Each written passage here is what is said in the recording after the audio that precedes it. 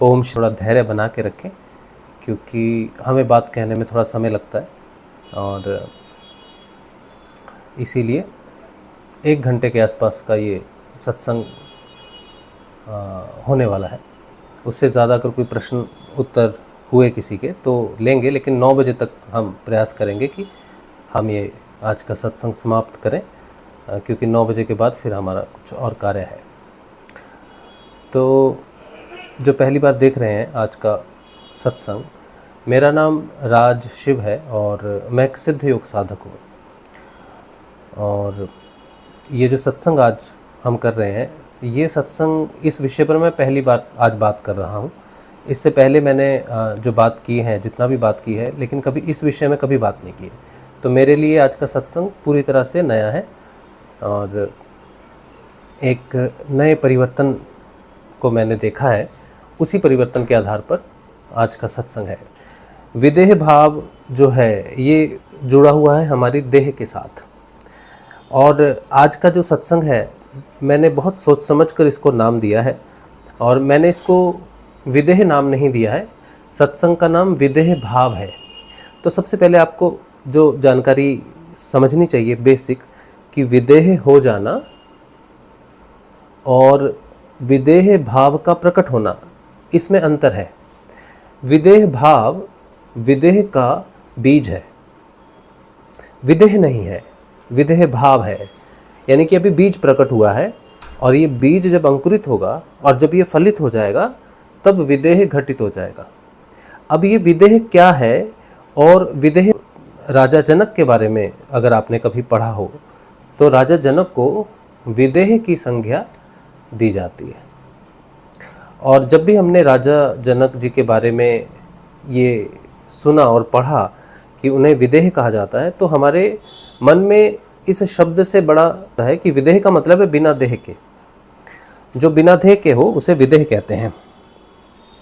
लेकिन आध्यात्मिक दृष्टिकोण से मुझे कभी इस प्रश्न का उत्तर ठीक से नहीं मिला कि राजा जनक की वो जो स्थिति है आत्मज्ञान की, जो आ गया है, उन्हें तत्वज्ञानी या फिर तत्वदर्शी इस तरह से नाम से, हालांकि वो हैं, लेकिन संबोधित उन्हें विदेह के नाम से किया जाता है स्पेसिफिकली।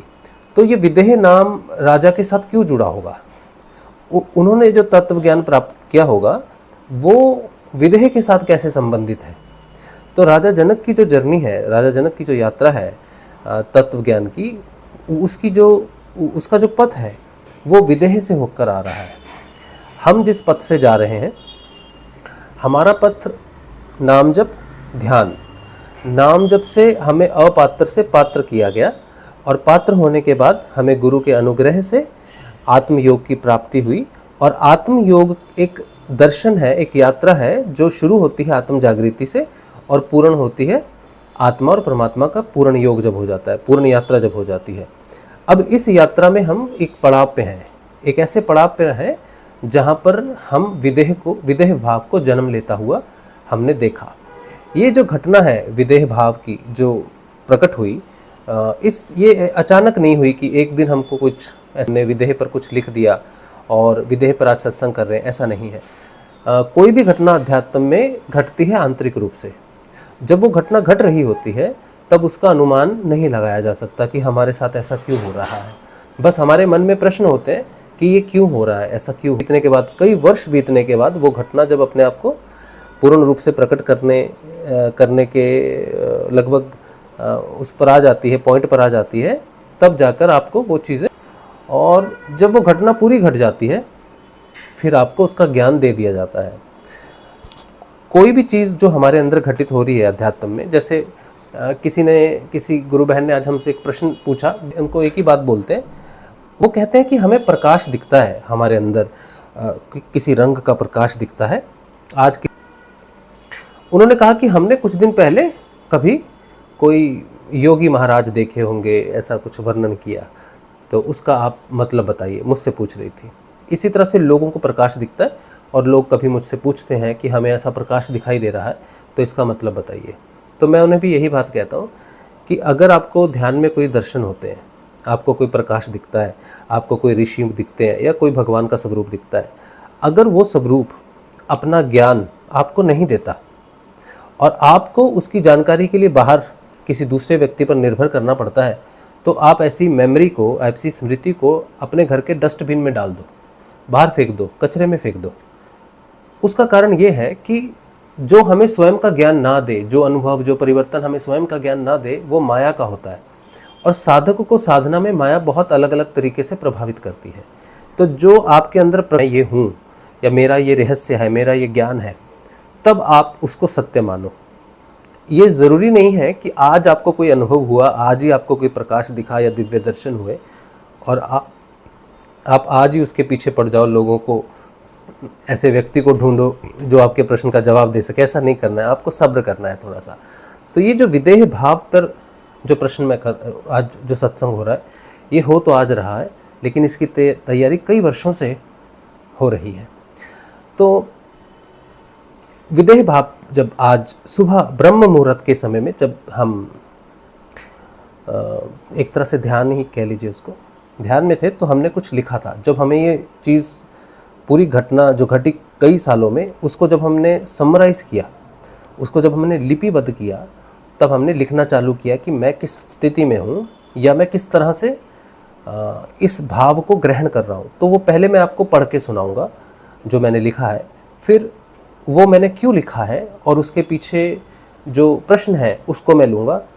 उससे हमारा आज का जो विदेह भाव पर थोड़ी क्लियरेंस आएगी। ये बहुत शुरुआती सत्संग है विदेह भाव पर, बहुत ही मतलब अभी शुरू हुआ है, ये घटना शुरू हुई है और आगे आने वाले सत्संग में ये घटना और विस्तृत रूप से सामने आएगी और इसके जो प्रमाण हैं वो मिलने शुरू हो जाएंगे शरीर में, इस भौतिक शरीर में उसके प्रमाण मिलने शुरू हो जाएंगे, जो इस घटना को आगे सुव्यवस्थित या फिर पूरी तरह से सत्य प्रमाणित करेंगे। तब हम विदेह भाव से विदेह की जानकारी में पहुंचेंगे। ठीक है, तो सबसे पहले विदेह भाव जब प्रकट होता है तब होता क्या है और उसके विषय में मैंने आज क्या लिखा था वो मैं आपको पढ़ के सुना रहा हूँ सबको, तो वो आप एक बार सुन लीजिए।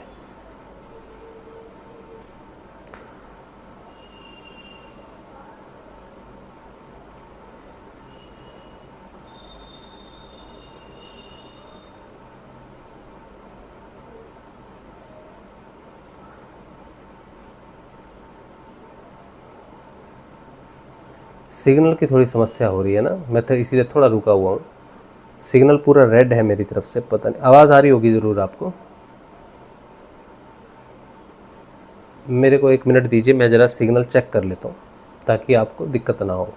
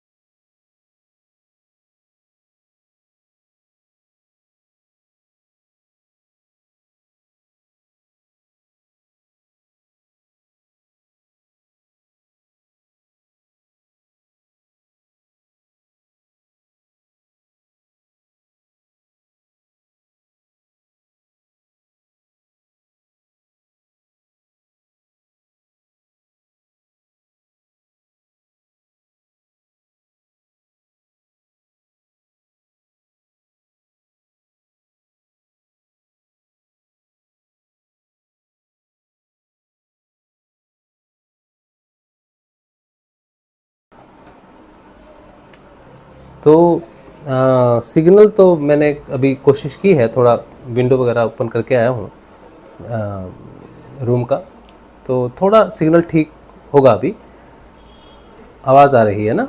चलो ठीक है, तो शुरू करते हैं, क्योंकि इससे ज़्यादा तो कुछ नहीं कर सकते हम इस पर। अगर बहुत ज़्यादा दिक्कत हो तो फिर बता देना आप मुझे, है ना, फिर हम मोबाइल का कनेक्शन करेंगे। और आज बहुत महत्वपूर्ण सत्संग है, पहली बार हो रहा है इस विषय पर। सिग्नल ऐसा है,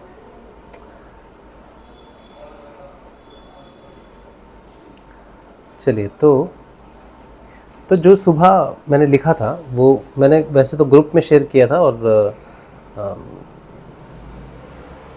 चैनल पर भी शेयर किया था, फिर भी मैं पढ़ देता हूँ आपके लिए, सबके लिए। तो वो शुरू होता है कि हेडिंग था उसका, मैं शरीर नहीं हूँ।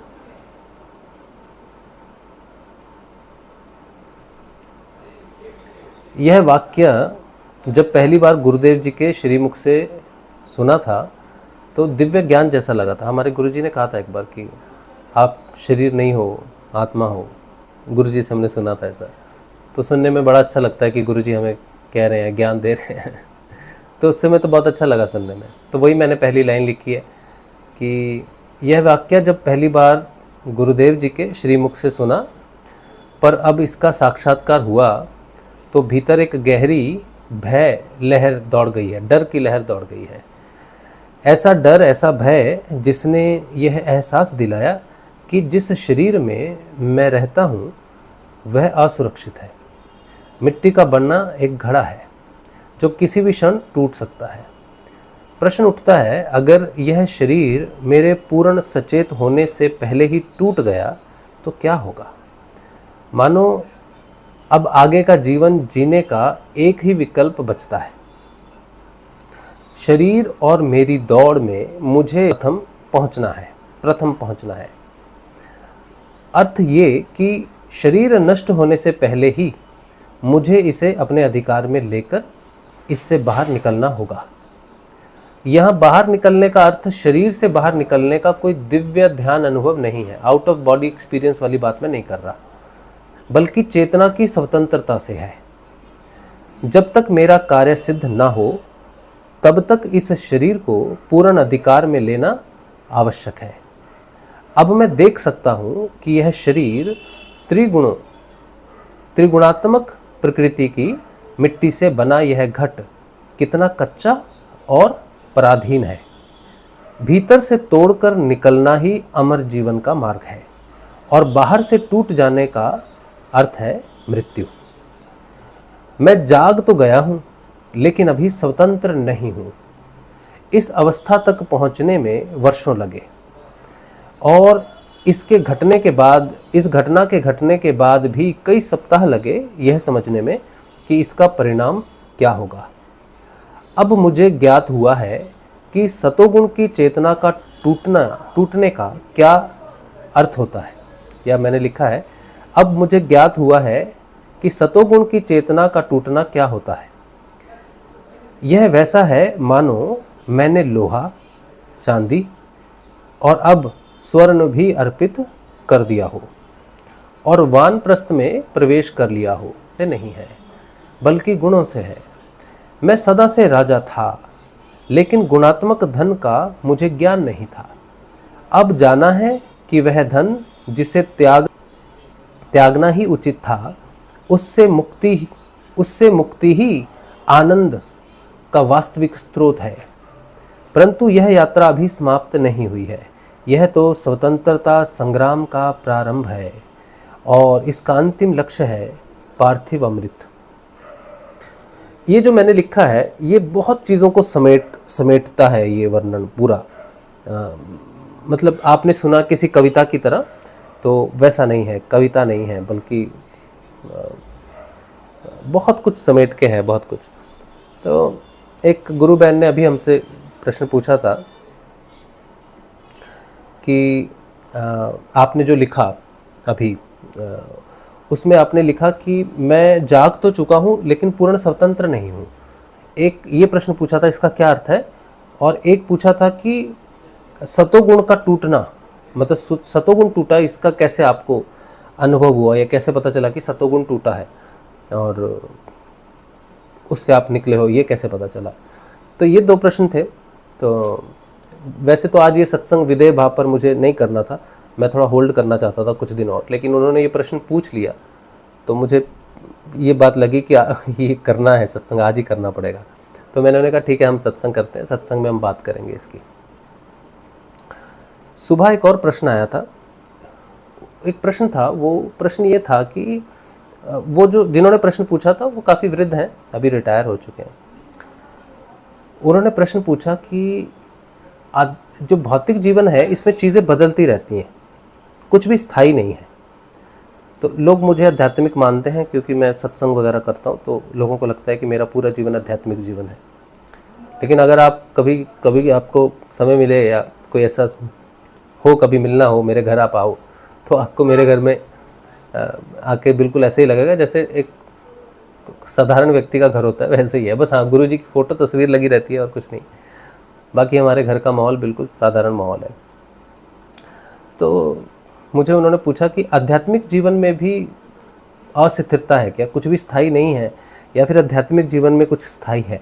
ये प्रश्न था उनका कि भौतिक जीवन में सब कुछ अस्थिर है, अस्थायी है, तो आध्यात्मिक जीवन में भी सब कुछ अस्थिर और अस्थायी है। तो मैंने उनको उत्तर एक ही लाइन में लिखा। मैंने लिखा कि चाहे भौतिक जीवन हो चाहे आध्यात्मिक जीवन हो, दोनों त्याज्य हैं, दोनों त्यागने लायक हैं। अब जब ये उत्तर मैंने उनको भेजा तो उनको अचंभा कितना हुआ होगा, इसका अंदाज़ा लेने के लिए मैंने अपनी वाइफ से ये प्रश्न पूछा कि अगर मुझे किसी ने प्रश्न पूछा है ऐसा, भौतिक जीवन में अस्थायी है और आध्यात्मिक जीवन में भी क्या अस्थायी है, तो तुम इसका उत्तर क्या दोगी? तो उन्होंने उत्तर दिया कि नहीं, आध्यात्मिक जीवन में तो स्थायी है, ये है, सब है। तो मैंने कहा मैंने तो उत्तर दिया है कि भौतिक जीवन भी त्याज्य है और आध्यात्मिक जीवन भी त्याज्य है। तो बोले ये कैसा उत्तर है? फिर आदमी जाएगा किधर? आदमी अगर भौतिक जीवन को भी त्याग देगा और आध्यात्मिक जीवन को भी त्याग देगा तो जाएगा किधर? ये कैसा उत्तर है? तो मैंने उनसे प्रश्न पूछा। मैंने कहा अच्छा चलो आप मुझे ये बताओ कि कृष्ण भगवान का जो जीवन है वो कौन सा है, वो आध्यात्मिक जीवन है या भौतिक जीवन है? तो बोले नहीं, वो तो भगवान है। मैंने कहा चलो ठीक है, तो राम भगवान को तो हम पुरुषोत्तम कहते हैं, तो राम भगवान का जीवन आध्यात्मिक है या भौतिक है? कौन सी दृष्टि में आता है, किधर आता है उनका जीवन? ठीक है, नहीं वो तो भगवान है। अच्छा चलो उसको भी छोड़ दो।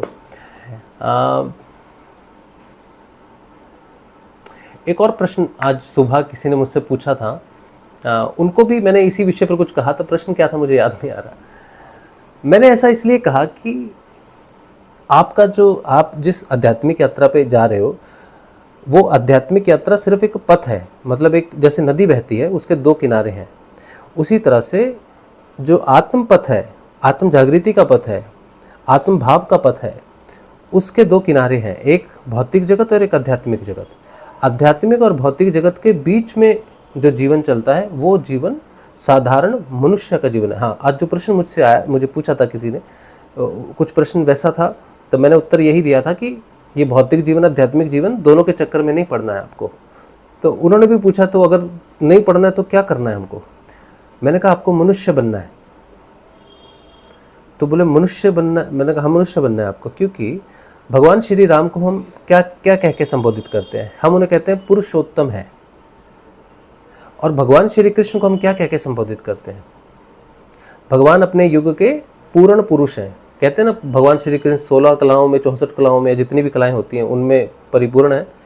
और गुरुदेव ने जब हमें ये मंत्र दिया था, उन्होंने कहा था कि ये मंत्र तुम जो जप रहे हो, जिसका नाम आप जप रहे हो, आप उसी में लय हो जाओगी, आपकी चेतना उसकी चेतना एक हो जाएगी।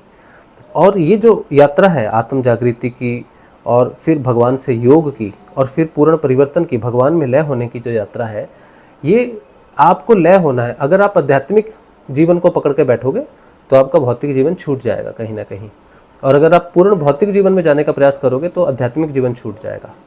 आपको दोनों को छोड़ के और दोनों को पकड़ के चलना है। जैसे नदी हर क्षण अपने किनारों को छोड़ रही है, लेकिन फिर भी किनारों में बंधी हुई है, किनारों के साथ ही चल रही है। नदी का एक किनारा नहीं हो सकता। हम उसे ये नहीं कह सकते कि नदी का एक ही किनारा है, नदी के दोनों किनारे हैं। तो मनुष्य के दो किनारे हैं, एक भौतिक जीवन, एक संसार जिसकी भगवान ने रचना की है, जिसमें मनुष्य का महत्व है, और एक उसी संसार में से जो मार्ग निकलता है आध्यात्मिक मार्ग, जिससे आत्म चेतना प्रतिष्ठित होती है, आत्म चेतना में व्यक्ति स्थित होता है। तो हमारा उद्देश्य आध्यात्मिक जीवन नहीं है किसी का भी। उनको मैंने जो तीसरा प्रश्न था, मैंने उनको ये जवाब इसलिए दिया था, तो उन्होंने कहा था कि मेरा, ऐसे बहुत सारे लोग प्रश्न यही करते हैं कि हमारा मन उचाट होता है, कई बार हमारा मन नहीं लगता अपने कार्य में, ऐसा लगता है कि हमें ये चीज़ छोड़ देनी चाहिए या हमें साधना की तरफ पूरे आ जाना चाहिए। तो मैं उनको रोकता हूँ, आध्यात्मिक जीवन को छोड़ने से रोकता हूँ और कहता हूँ अगर तुमने आध्यात्मिक जीवन छोड़ा तो साधना भी छूट जाएगी, क्योंकि साधना का सबसे बड़ा द्वार हमारी भौतिकता से ही खुलता है। भौतिकता में रह के ही ये साधना हो सकती है। उसका सबसे बड़ा कारण ये है कि जिस साधना में हम हैं सिद्ध योग में, वो साधना गुरु द्वारा संचालित होती है, आपके द्वारा संचालित नहीं होती है। आप अगर अपना काम छोड़कर, मेरा व्हाट्सएप खुला है इसलिए बीच में टक टक मैसेजेस की आवाज़ आती है, थोड़ा डिस्टर्बेंस होगा आपको। तो आपको भौतिक जीवन को छोड़ना नहीं है बिल्कुल भी। भौतिक जीवन में ही जो रस निकलेगा, जो मंथन होगा, हृदय मंथन जो हो रहा है, वो भौतिक जीवन में ही रहकर होता है सबसे अच्छा। तो वहाँ से पहले विष निकलता है हमारे अंदर से, व्याधियाँ, बीमारियाँ, परेशानियाँ, नकारात्मकताएं, मंत्र जप नहीं होता, बहुत कुछ होता है। फिर धीरे धीरे विष कम होता है, फिर धीरे धीरे अमृत भी निकलता है। तो ये यात्रा है, ठीक है। अब आ जाते हैं वापस इस बात पे। ये तो मैंने आपको बता दिया कि विदेह भाव की हम जो बात कर रहे हैं, उसमें जो मैंने आज जो उत्तर दिए प्रश्नों के, ये मैंने पहली बार उत्तर दिया है। ये जितने भी प्रश्न आए हैं, आप ये मानो कि जो यात्रा मेरी चल रही है, आध्यात्मिक यात्रा चल रही है, इसमें आप सबका योगदान बड़ा विशेष है। जितने भी लोग मुझसे जुड़े हुए हैं, गुरु भाई गुरु बहनें जितनी भी जुड़ी हुई है, उन सब के प्रश्न जो होते हैं वो मेरे लिए होते हैं। लोग तो प्रश्न इसलिए पूछते हैं कि उनको लगता है उनकी कोई समस्या है या फिर कोई परेशानी है। तो जब मैं उत्तर देता हूँ तो मेरे मन में ये भाव नहीं आता कि मैं किसी के उत्तर देके उसकी परेशानी को समाधान कर रहा हूँ। मैं प्रश्न की प्रतीक्षा इसलिए करता हूँ कि इनके प्रश्नों से मेरा समाधान होगा, और जो स्थिति मेरी चलती है जिस समय, जो मेरी वर्तमान स्थिति जो हो रही होती है, उसी से संबंधित मुझे सारे प्रश्न, ज़्यादातर प्रश्न आते हैं। जैसे आज मैंने कहा कि मुझे 3 प्रश्न 4 प्रश्न आए, और वो चारों प्रश्न उसी चीज़ से संबंधित है जिसके ऊपर मैं बात कर रहा हूँ आज। तो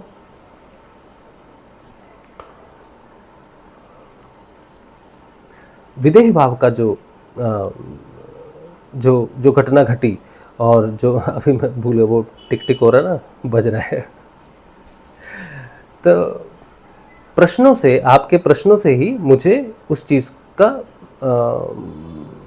अपने अंदर घट रही घटनाओं को मैं ज़्यादा अच्छे से अध्ययन कर पाता हूँ, और अध्ययन करके मैं जवाब दे पाता हूँ। तो ये जो प्रश्नों का उत्तर मैंने आज दिया है कि भौतिक जीवन और आध्यात्मिक जीवन दोनों त्याज्य हैं, ये उत्तर मैंने पहली बार दिया है। और ये प्रश्न भी मेरे पास आए भी होंगे तो मैंने शायद ध्यान नहीं दिया होगा, लेकिन आज मैंने उस तरह से मैंने उस प्रश्न को देखा और उत्तर दिया कि दोनों ही त्याज्य हैं।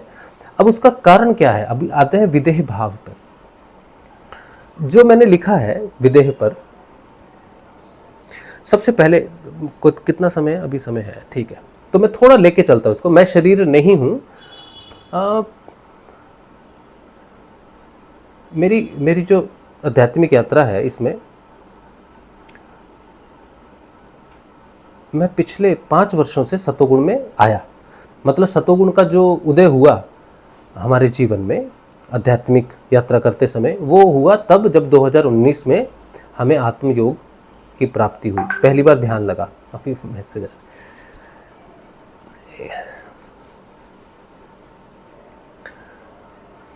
इसको म्यूट भी नहीं कर सकते, 1 मिनट रुकिए।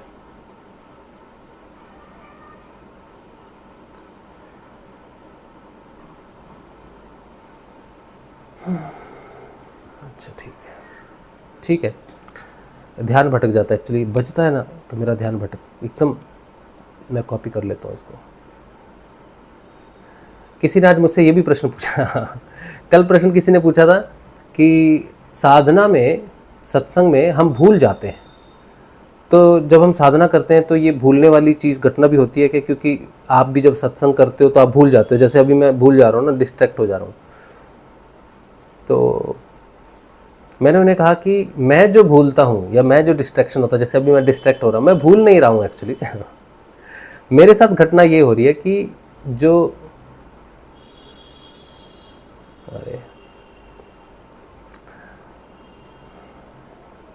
मेरे साथ जो घटना होती है, मैं भूलता नहीं हूँ। मैं बुद्धि से सत्संग नहीं होता है, बुद्धि से अध्यात्म नहीं चलता है।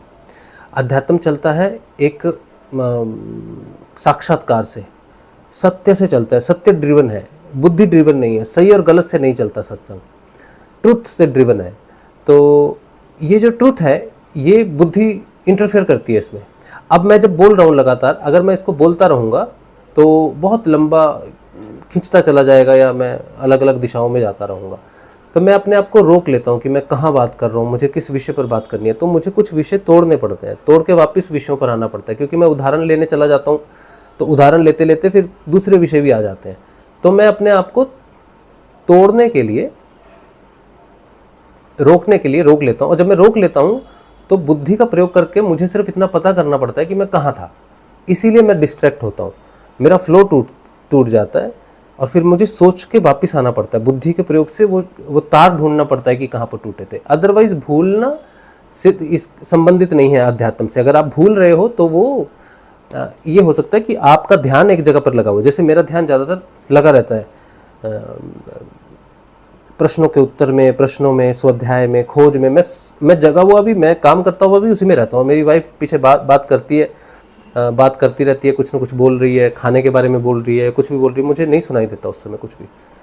तो वो जब मुझे कुछ करने के लिए कहती है और मैं उसके इशारे से कुछ कर भी देता हूँ तो कुछ उल्टा हो जाता है, कुछ भी, फिर वो अलग विपदा हो जाती है। तो मैं अपने ध्यान में रहता हूँ, मैं भूलता नहीं या मैं एब्सेंट नहीं हूँ, बट मैं उस चीज़ में नहीं हूँ। समझ रहे आप? तो भूलना सिद्ध योग से या साधना से संबंधित नहीं है। हो सकता है कि आप किसी चीज़ में इन्वॉल्व हो ज़्यादा और उस समय बुद्धि काम नहीं कर रही है, उस समय आप बस किसी चीज़ में हो और जो काम बुद्धि के प्रयोग से होता है इसीलिए आपको लगता है कि क्या था, सोचना पड़ रहा है, भूल गया, ये हो सकता है। लेकिन इसमें मेमोरी की हानि नहीं है। अच्छा, तो क्या बात कर रहे थे, शुरू करते हैं विदेह भाव पर। तो विदेह भाव का ये जो सत्संग शुरू हुआ 2019 में, जब आध्यात्मिक जीवन में योग आया, तब योग के साथ हमने लिखना शुरू किया, आध्यात्मिक विषयों पर लिखना शुरू किया, आध्यात्मिक पुस्तकों का अध्ययन और बहुत कुछ होने लग गया, फिर सत्संग होने लग गया।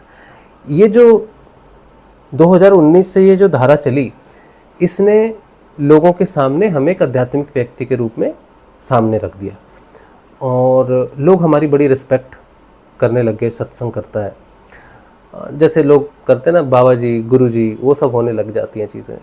तो हुई, तो मैंने कभी अपने आप को ट्रैप नहीं होने दिया उस चीज़ में। मैंने हमेशा अपने आप को एक साधारण शिष्य बना के रखने का ही प्रयास किया हमेशा। तो मैं लोगों को तोड़ता हूँ जब अपने साथ, जब लोग मेरे पर बहुत ज़्यादा मेरी तरफ आकर्षित हो जाते हैं तो मैं उन्हें सच्चाई बता के उनका लिंक तोड़ देता हूँ। मेरा काम तोड़ने का ही रहा है आज तक। मैंने कभी किसी का संबंध बनाने की ज़्यादा प्रयास नहीं किए। मेरा प्रयास हमेशा संबंधों को तोड़ने में रहा है और मैंने अच्छे अच्छे संबंध तोड़े हैं अपने व्यवहार से। वो इसीलिए तोड़े हैं क्योंकि लोग किसी गुण को देखकर आकर्षित होते हैं और गुण हमेशा नहीं रहते, गुण त्याज्य रहते हैं। तो मैं लोगों को बताता हूँ कि मैं एक साधारण व्यक्ति हूँ। जो परिवर्तन आप मुझ में देख रहे हो, जो सत्संग मुझ में आप देख रहे हो, उसकी गलत जानकारी आपको मिली है लोगों से। लोगों ने आपको सतोगुण में, भोजन से, नरक से, स्वर्ग से बांधा है। जिस अध्यात्म को आप देख रहे हो कि ये अध्यात्म होता है, ये सतोगुण होता है, वैसा नहीं है वो सतोगुण। वैसा नहीं है कि कोई व्यक्ति है वो भगवा पहन रहा है या उसका आचरण है, कुछ भी है। एक बहुत ही भौतिकता में समाया हुआ व्यक्ति, अपने परिवार में रसा मिला व्यक्ति, परिवार चलाने वाला व्यक्ति, नौकरी करने वाला व्यक्ति, वो सिनेमा जाता है अपने फैमिली के साथ, मेले में जाता है, घूमने जाता है और भी ऐसा बहुत कुछ करता है, नाचता है, गाता है, मनोरंजन करता है, अलग अलग चीज़ें करता है, अपनी पत्नी के साथ रहता है, बच्चों के साथ रहता है, दोस्तों के साथ रहता है। तो उसका एक भौतिक जीवन है। अब हर आध्यात्मिक व्यक्ति भगवा पहन ले, कंठी पहन ले, धारण कर ले, हमेशा चंदन का तिलक लगा रहे और उसकी चोटी रहे, उसको देखते ही पता चलता है कि ये व्यक्ति किसी लीनियज से जुड़ा है, किसी धर्म से जुड़ा है। तो वो जो आवरण है सात्विकता का या फिर सतोगुण का, जो व्यक्ति को आइडेंटिफाई करवा देता है। अभी आप देखो ना, बाबा जी जो जितने भी हमारे इंटरनेट पर होते हैं, उनके वस्त्र देख के लगता है ना ये आध्यात्मिक व्यक्ति हैं। सब लोग गुरु जी प्रणाम, महाराज प्रणाम। और मैं ये सत्संग करता हूँ तो जो लोग मुझे पहले मैसेज भेजते हैं वो यही लिखते हैं, प्रणाम गुरु जी। हालांकि मैंने तो ऐसा कोई सवांग भी नहीं किया, मुझे देख के तो लगता भी नहीं कि मैं बाबा जी, गुरु जी कुछ हूँ। लेकिन फिर भी मेरी बातें सुनकर वो मुझे यही लिखते हैं, गुरुजी प्रणाम, हमारा मार्गदर्शन कीजिए, हमें शिष्य बना लीजिए। तो साधारण व्यक्ति वैसे देखता है। तो मैं देख रहा हूँ कि मेरे ऊपर में सतोगुण का प्रभाव है। अंदर से मैंने कभी उसको अपने ऊपर प्रभावित नहीं होने दिया। तो कुछ दिन पहले की नहीं, पिछले 1.5 साल से मैं बहुत ही अपने आप को फंसा हुआ महसूस कर रहा था सत्संग में। सत्संग मेरे प्राण है, सत्संग मुझे बहुत प्रिय है, और सत्संग अपने आप होता है, मैं करता हूँ ऐसा नहीं होता। सत्संग हो रहा है, सत्संग नदी की धारा है, मैं उसमें बह रहा हूँ। मेरी इच्छा नहीं है सत्संग पे, मेरा कंट्रोल भी नहीं है सत्संग पे, लेकिन मैं सत्संग में फंस गया, बहुत बुरी तरह से फंस गया। और मैं मुझे सत्संग में जो चीज़ आपको बहुत अच्छी लगती है, आपके प्राण है, उसमें आपको घुटन होने लगे, सत्संग में आपको घुटन होने लगे, तो आपको कैसा लगेगा? तो मुझे घुटन हो रही कुछ 2-1 वर्षों से मुझे घुटन होती है सत्संग करते समय। मुझे घुटन इसलिए होती है, हालांकि मैं नियमित सत्संग करता हूँ, मेरा घर परिवार, बच्चा पढ़ रहा है, ये बिजली का बिल, ये सब कुछ सत्संग से ही चलता है। स्पॉन्सरशिप, लोग स्पॉन्सर करते हैं तो घर चलता है, खाना चलता है। लेकिन फिर भी मेरे घुटन इसलिए हो रही थी कि मैं अपनी पत्नी से हमेशा यही बोलता था कि मुझे सत्संग में इसलिए घुटन हो रही है कि मैं फ्री विल पे नहीं करता। चल तो रहा है सत्संग, लेकिन मेरी व्यक्तिगत चेतना जो है ना, उसके अंदर में मुझे डिमांड दिखती है। मैं सोचता हूँ कि मेरा सत्संग, या मैं जो बोल रहा हूँ, मैं जो कर रहा हूँ, वो बहुत ज़्यादा प्रचलित हो जाए, बहुत दूर तक चला जाए, बहुत लोग देखें उसको, बहुत लोगों तक ये बात पहुँचे जो मैं अपने परिवर्तन की कह रहा हूँ। और सबसे बड़ा स्ट्रेस जो मुझ पर है सत्संग का, वो ये कि इससे मुझे पैसे मिलते हैं, जो महीने के महीने लोग स्पॉन्सर करते हैं, जिससे घर चलता है। ये मेरे सिर पर बैठ गया है। अगर मैं सोचूं कि मैं सत्संग बंद कर दूं आज ही, छोड़ दूं सत्संग, ना करूं, तो क्या होगा? बच्चे की पढ़ाई रुक जाएगी, घर का खर्चा, रेंट नहीं जाएगा, वैसे भी तो आई चलाई चलती है, तो सब कुछ रुक जाएगा, खाने के भी। क्योंकि लोग, आप सब क्यों स्पॉन्सर करोगे जब हम ये सत्संग छोड़ के हम कोई और काम करने लग जाए, कोई भी काम करने लग जाएंगे, ठीक है? तो आप क्यों स्पॉन्सर करोगे, आप क्यों करोगे? और मेरे मन में हमेशा ये बात आती थी कि सिर्फ मैं ही नहीं फंसा सत्संग में, मेरा परिवार भी फंस गया। क्योंकि जब तक मेरा जीवन है, जब तक मैं बोल रहा हूँ, जब तक मैं कर रहा हूँ सत्संग, तब तक इनका पेट भर रहा है। और नौकरी वाले व्यक्ति के पास तो बहुत कुछ इंश्योरेंस है, या बैकड्रॉप है, कुछ होता होगा, कुछ भी होता होगा, लेकिन इसमें कुछ भी नहीं है। ये 1 महीना बंद हो गया, सब उल्टा पुल्टा हो गया, तो सब लोग अपने अपने काम में व्यस्त हो जाते हैं।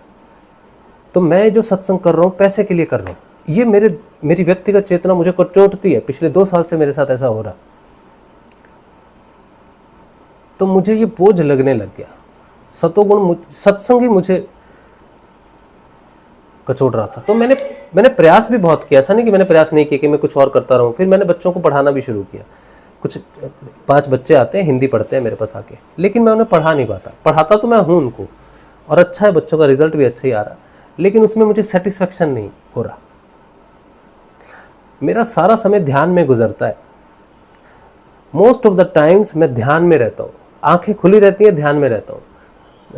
अभी तो मेरी पुस्तक अभी मैंने कंप्लीट की है, वो 1-2 महीने लगेंगे उसको पब्लिश होने में, बात चल रही है। तो किसी का प्रश्न उत्तर है, डेली प्रश्न उत्तर फोन चलता ही रहे, सुबह से शाम तक चलता है प्रश्न उत्तरों का खेल, लोग देते हैं। और मुझे इसमें कोई दिक्कत नहीं होती, मुझे बहुत अच्छा लगता है कि लोग प्रश्न पूछते हैं, मैं उनकी साधना में कुछ मदद कर पाता हूँ। और सत्संग करता हूँ तो लोगों के बहुत प्रश्नों के उत्तर मिलते हैं, मैं इससे बहुत, मुझे आंतरिक सेटिस्फेक्शन मिलता है। लेकिन जब मैं अपने सत्संग को पैसे से दबा हुआ महसूस करता हूँ, तब मुझे लगता है कि ये बोझ है मेरे पर।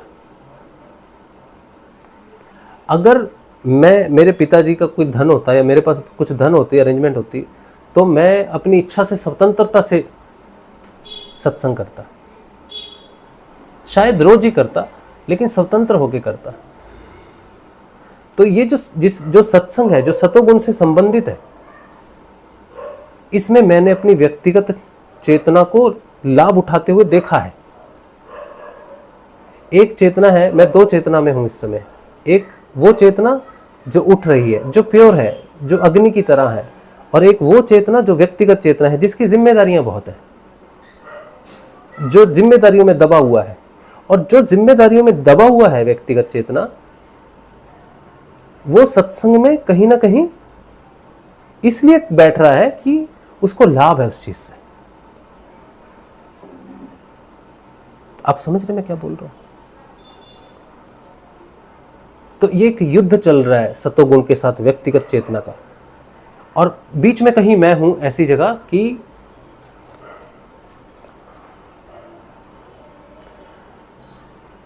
मैं ना भौतिक जीवन को तवज्जो दे रहा हूं, न तो मैं भौतिक जीवन के लिए मेरी जो बिंदु है आगे बढ़ने का जीवन का, ना तो भौतिक जीवन को फुलफिल करने के लिए है कि जैसे रिक्वायरमेंट है कि घर बनाएंगे, ये करेंगे, वो हर व्यक्ति चाहता है ना उसका अपना घर हो, उसकी पत्नी को सुख मिले, उसके बच्चे को अच्छी शिक्षा मिले, मेडिकल इंश्योरेंस मिले, सब कुछ मिले। ये व्यक्तिगत है। मैंने कभी भी उस चीज़ के लिए प्रयास नहीं किया, कभी नहीं किया। और मुझे बहुत अपॉर्चुनिटी भी मिली। ऐसी बात नहीं है कि सत्संग से मुझे ऐसी कोई बड़ी डोनेशन नहीं मिली जिससे मैं अपने घर बना सकूं। मैं चाहता तो अपना घर बना लेता अब तक, लेकिन मैंने डोनेशंस नहीं ली। लोग खुद कहते हैं ये 10 लाख है, ये 5 लाख है, ये 15 लाख है, ये 20 लाख है। मैंने नहीं लिए पैसे,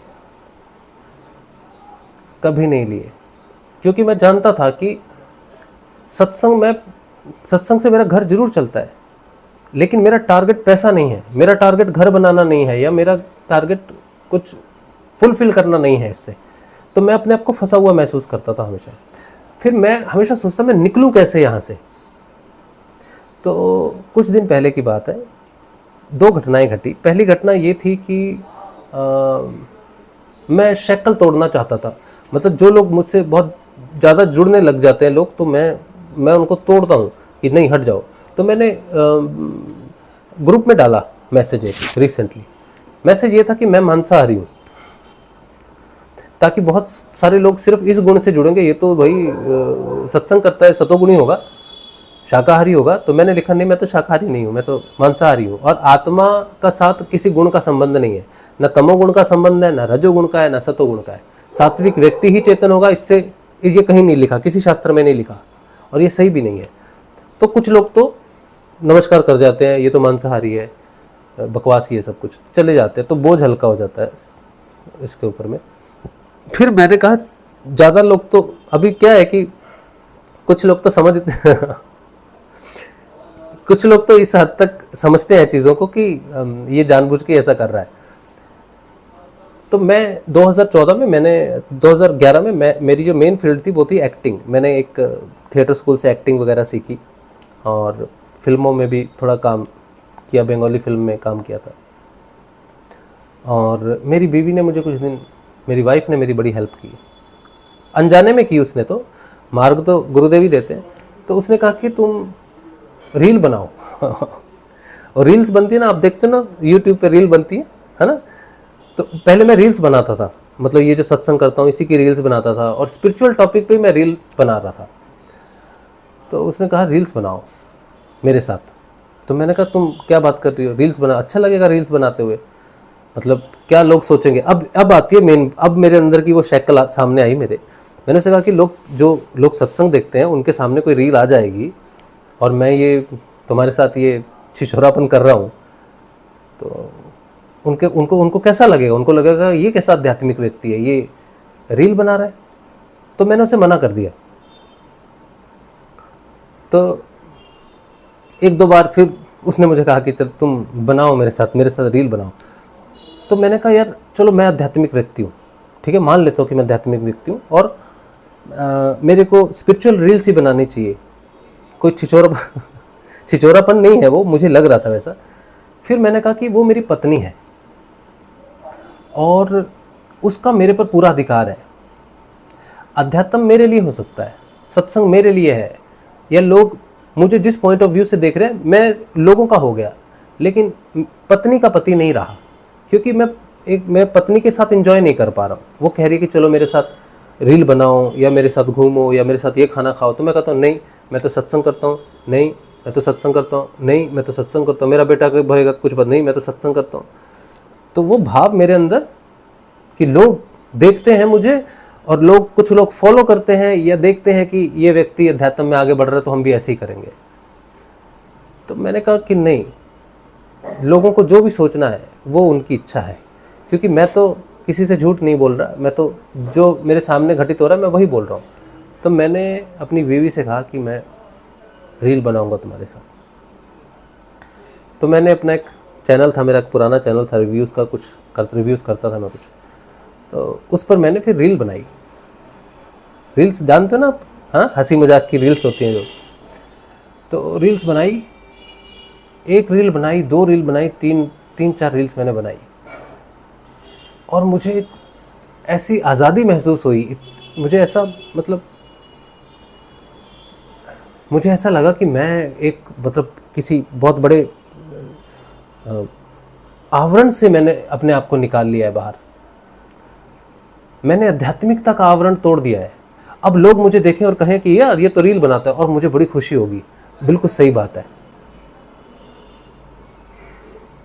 तो 4 लोग आएंगे कहेंगे ये बाबा जी तो सत्संग करते थे, देखो बाबा जी को देखो कैसे रील देखो इनकी। मैंने कहा ये चाहिए मुझे। मैं चाहता हूं कि मुझे साधारण व्यक्ति की तरह लोग देखें, मुझे कोई आध्यात्मिक व्यक्ति की दृष्टि से ना देखें। मैं अपने आध्यात्मिक जीवन को त्याग देना चाहता हूं। आध्यात्मिक जीवन मेरे जीवन का हिस्सा है, भौतिक जीवन मेरे जीवन का हिस्सा है, लेकिन ना तो भौतिक जीवन मैं हूं और ना ही आध्यात्मिक जीवन मैं हूं। ये दोनों मेरे लिए त्याज्य हैं, और दोनों के बीच की जो लाइन है कि मैं कुछ भी कर सकता हूं, मैं कुछ भी कर सकता हूं, मैं स्वतंत्र हूं, मेरे पर किसी चीज का कोई बोझ नहीं है, मैं हर रंग में रंग सकता हूं, मेरा अपना कोई रंग नहीं है। मुझे कोई खेलने वाले बच्चे मिलेंगे, मैं खेल सकता हूं। मुझे कोई एक्टिंग करने वाले, कोई कलात्मक लोग मिलेंगे, मैं उनके साथ एक्टिंग कर सकता हूं। मेरी पत्नी मुझे कहती है कि चलो मेरे साथ कूदो, मेरे साथ नाचो, मेरे साथ ये रील बनाओ, मेरे साथ ऐसा ढोंग करो, स्वांग करो, तो मैं करूँगा, मुझे बड़ी खुशी होगी।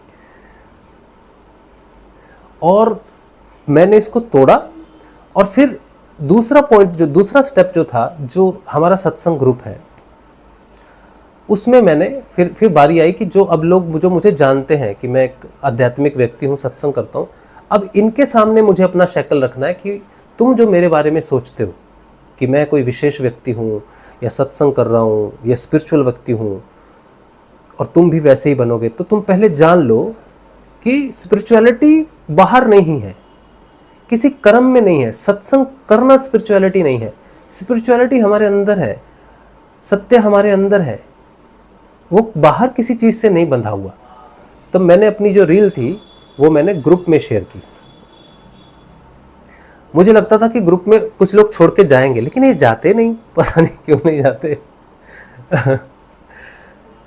तो मैंने वहाँ सबके सामने रखी इस चीज़ को कि भाई मैं रील भी बनाता हूँ, मुझे आदर्श मत बनाओ, आध्यात्मिक पुतला मत बनाओ। और जब मैंने वो सामने रखा और मैंने अपने आप को ये देखा कि एक बंद कमरे की, घुटन के कमरे में एक बहुत बड़ा दरवाज़ा खुल गया, एक खुले आसमान में आ गया हूँ मैं। अब किसी भी गुण का प्रभाव मैं अपने ऊपर नहीं देखता, मैं गुणों में हूँ, मुझको गुण प्रभावित कर रहे हैं, क्योंकि मेरे कर्म मैं अभी निर्बीज तो नहीं हुआ हूँ, तो गुण मुझे प्रभावित कर रहे हैं। लेकिन किसी संसार में चाहे करोड़ों लोग मेरे सामने आ जाए, और मैं यही सत्संग करता हूँ, अब मुझे सत्संग करने में स्वतंत्रता है। अब मेरे लिए हवा लेने के लिए, सांस लेने के लिए एक मार्ग खुला है कि मुझे मनुष्य बनना है, मुझे सिर्फ मनुष्य बनना है, वो भी साधारण और सरल बनना है। आध्यात्मिक जीवन की स्टैंप माथे पर लगाकर अपने भौतिक जीवन को बलि नहीं चढ़ाना है। अपनी पत्नी के संग को, अपने बच्चों के संग को, अपने जीवन को, इस सुंदर प्रकृति को बलि नहीं चढ़ाना है। सत्संग अपनी जगह है। जो मेरा परिवर्तन है मैं सबके सामने रखूँगा। किसी को अगर सत्य जानना है तो वो जानेगा, लेकिन किसी को मेरे कपड़े देखने हैं, किसी को मेरा भोजन देखना है कि मैं क्या भोजन खाता हूँ, तो वो सच्चा जिज्ञासु नहीं है। ना तो मुझे उसकी आवश्यकता है, ना ही उसे मेरी आवश्यकता है। फिर वो किसी ऐसे बाबा जी के पास जाए जो सात्विक संत हो। हमारा गुणों के साथ संबंध नहीं है। और जब मैंने इस शैकल को तोड़ा, इस सतोगुण के इस आध्यात्मिक शैकल को तोड़ा और अपनी भौतिक जीवन की एक श्वास नली को खोला, तब प्रकट हुआ मेरे अंदर भय। अब भय किस चीज़ का प्रकट हुआ कि छोटी छोटी बीमारियां इंसान को होती हैं। जैसे अभी कुछ दिन से मेरी आइज़ थोड़ा, मैं बहुत ज़्यादा पुस्तक लिख रहा हूँ और बहुत सारे मोबाइल कैमरा, ये लाइट भी ऊपर पहले तो लाइट यहाँ जलती थी, तो इतना प्रेशर पड़ रहा आँखों पर कि आँखों में थोड़ा ग्लेयर आने लग गया। तो मेरे मन में एक भय प्रकट हो गया कि यार आँखों में ग्लेयर आ रहा है, मतलब दिखना ही बंद हो गया तो क्या करेंगे। भय तो भय ही होता है, थोड़ा सा होता है। तो किसी ने मुझे सत्संग में पूछा भी था, मैंने सत्संग में बोला भी था कि मुझे डर लगता है। अगर आपको याद हो सत्संग में जो ग्रुप में है, मैंने ये बोला कि मुझे तो डर लगता है। किसी ने कहा था हम तो नहीं डरते, मैंने कहा मुझे तो डर लगता है। मैंने अपनी पत्नी से कहा, मेरे को यहाँ पर एक थोड़ा, ये मेरी एक ब्लड वेसल है छोटी सी, वो फट गई थी, तो वहाँ से खून निकला तो वो बंद नहीं होता है। नॉर्मल खून निकलता है तो बंद हो जाता है, लेकिन ब्लड वेसल से निकलता है तो थोड़ा प्रेशर देना पड़ता है। तो वो कुछ दिन से नहीं ठीक हुआ था। तो उसको देख के भी मुझे भय लग गया कि यार ये वेसल यहाँ फटी है, कहीं और भी तो किसी शरीर के अन्य हिस्से में फट सकती है, इंटरनल फट सकती है, इंटरनल ब्लीडिंग, ये सब हेमोरॉइड, बहुत कुछ होता है ना। तो उससे भी मृत्यु भय प्रकट हुआ। मुझे हर छोटी चीज़ से मृत्यु भय प्रकट डरने लग गया। जबकि 2019 में मेरा मृत्यु भय, शरीर तो मरेगा और हृदय चक्र खुला और बहुत कुछ हुआ, उसमें जब मृत्यु भय प्रकट हुआ तो मैंने देखा मरना तो है ही, तो मैं मरने से नहीं उतना डरता। लेकिन रिसेंटली मैं देखता हूँ कि मेरी बीवी ने मुझे कल बोला, परसों, तो बोले, उन्होंने ताना ही मारा एक तरह से। ताना ये था कि तुमसे अच्छे तो हम तो डरते नहीं। ये छोटा छोटा तुम्हें जरा सा खून निकलता है, तुम कह रहे मेरा सारा खून निकल के चला जाएगा, ये हो जाएगा, ये हो जाएगा, इतना डर तुम डरते हो। सत्संग करते हो, वो वही बात आती है, सत्संग करते हो डरते हो, सत्संग करते हो, ये तुम तो आध्यात्मिक व्यक्ति, तुम तो गुस्सा करते हो, तुम सत्संग कैसे करते हो। मतलब हर चीज़ मनुष्य करता है तो सत्संग, तुम तो सत्संग करते हो, तुम तो आध्यात्मिक व्यक्ति हो, कैसे हो। तो हर लोग उसी चीज़ पे चूटी काटते हैं। तो उसने कहा मैं नहीं डरती है, हम महिलाएं नहीं डरती, हमारा मासिक धर्म आता है, बहुत खून बह जाता है, तब हमें डर नहीं लगता। तुम्हारा ये चिटपुट खून निकल रहा है और तुम्हें लग रहा है कि क्या हो गया, पता नहीं क्या हो गया। तो मेरी प्रॉब्लम खून निकलने की नहीं थी, मेरी प्रॉब्लम गहरी कुछ और ही बीमारियों को पाल रहा हूँ। फिर मुझे जिंजीवाइटिस हुआ, मेरे जो दांत हैं इनमें सूजन है आज पिछले 1.5 महीने से, जख्म हो जाता है ना बहुत। पहले से मेरा माउथ बहुत सॉफ्ट है, इंटरनली कुछ सख्त, कोई हार्ड चीज़ भी खाते हैं तो छिल जाता है मुंह, पर आजकल थोड़ा सा जिंजीवाइटिस की समस्या से मैं जूझ रहा हूँ। तो ये सारी चीज़ें मुझे डराने लग गई बहुत सी। तो मैंने फिर पूछा कि मैं डर क्यों रहा हूँ। तो मेरी पत्नी ने जब मुझे कहा कि तुम डरते हो, ऐसे ये हो जाएगा, डरते हो, तो मैंने कहा हाँ मैं डर तो रहा हूँ, मैं तो एक्सेप्ट कर रहा हूँ ना, मैं तो डिनाई नहीं कर रहा, नहीं मैं नहीं डरता, मैं तो कर रहा हूँ, मैं हाँ डर रहा हूँ, लेकिन मैं क्यों डर रहा हूँ। फिर मैंने गुरुदेव से 2-3 दिन बाद यही पूछा, मैंने गुरुदेव, मैंने कहा ये डर का क्या कारण है। मरना तो पता ही है, मरना ही है, वो तो जब प्राण जाने, किसी भी कारण से जाने तो जाने है, वो मुझे मालूम है, रियलिटी मुझे मालूम है, लेकिन डर का क्या कारण है मेरे, मैं क्यों डर रहा हूँ मृत्यु से, जबकि मैं सत्संग में लोगों को बहुत कुछ बोल रहा हूँ, लेकिन ये डर कहाँ से आया। तब आज सुबह जब मैं उठा, मेरी मतलब नींद खुली, सुबह 3:30-4 बजे की बात है, तब जिस अवस्था में मैं था, तब मुझे पता चला कि डर का कारण ये है कि तुमने जो साक्षात्कार किया है, तुम ये तो जानते हो कि मृत्यु हो रही है शरीर की, और तुम्हें डर लग रहा है मां के गर्भ से, तुम्हें मृत्यु से डर नहीं लग रहा। और ये बात सही है, मुझे मृत्यु से डर नहीं लग रहा, मुझे डर लग रहा है मां के गर्भ से, कि मुझे मां के गर्भ में जाना पड़ेगा। क्यों जाना पड़ेगा? क्योंकि मेरी ये रियलाइजेशन है कि मेरा ध्यान लग गया, आत्म जागृति को मैंने अनुभव किया, इंद्रियातीत ध्यान अनुभव किया, शक्ल्स भी टूट रहे हैं और ये सत्संग के माध्यम से बहुत कुछ पता भी चलता है। लेकिन मुझे इतना पता है कि मैं अगर मरा तो मुझे नहीं मालूम कि मैं कहाँ जाऊंगा, मेरी गति क्या है। मुझे ये तो पता है कि सत्संग हो गया, योग हो गया, गुरु भगवान कहते हैं मेरी ही गति है, मुझे ही प्राप्त होता है, बिल्कुल सही बात है, लेकिन कन्फर्मेशन नहीं है। क्योंकि मैं इस शरीर से बाहर, प्राण तक मुझे पता है, प्राण में जाते हैं, प्राण तक का मेरा अनुभव है, फिर ध्यान में चले जाते हैं। लेकिन मुझे नहीं मालूम कि ये शरीर में ये जो जिंजीवाइटिस है ये क्यों है। ये आंख की रोशनी पे प्रभाव पड़ रहा है तो मेरी इच्छा के बिना क्यों पड़ रहा है। ये चुटपुट खून भी निकला, मेरी मर्जी से नहीं निकला, रुक भी नहीं रहा मेरी मर्जी से, क्यों नहीं हो रहा। इस शरीर का ये जो एक बाल है ना, ये भी मेरे कंट्रोल में नहीं है। और ये मर जाए किसी वजह से तो मुझे पता भी नहीं कि ये कल मरे ना आज मरे ना कब मरे, मुझे मालूम भी नहीं है इसका। और अगर मालूम चल गया तो और दिक्कत, क्योंकि मैं रोक नहीं सकता उसको।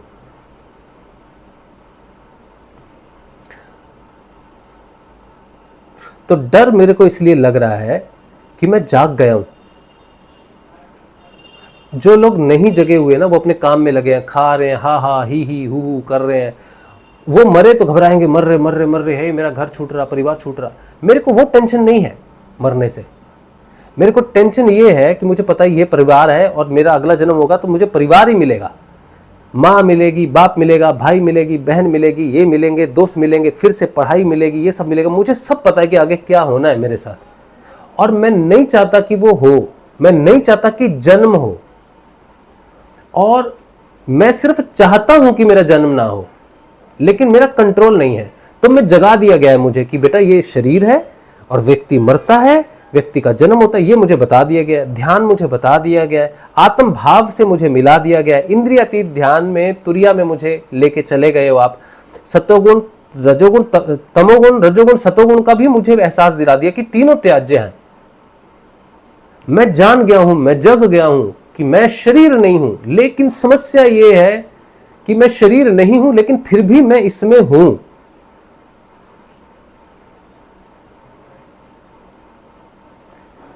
ये शरीर मरा तो मैं इसमें कैद हूं।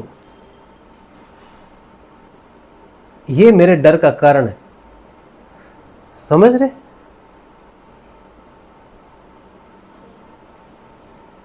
तो मैंने जो लेख लिखा उसमें जो गुरु बहन ने भी प्रश्न पूछा था, आकांक्षा ने, कि गुरु भाई आपने लिखा कि मैं जाग चुका हूं लेकिन मैं स्वतंत्र नहीं हूं। मैं यही कह रहा हूं कि मैं आत्म भाव में जाग गया हूं 2019 में, लेकिन मेरी चेतना अभी भी शरीर में फंसी हुई है।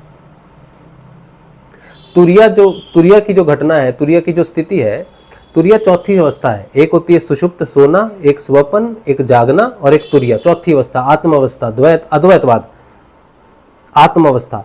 लेकिन तुरियावस्था मुक्त अवस्था नहीं है।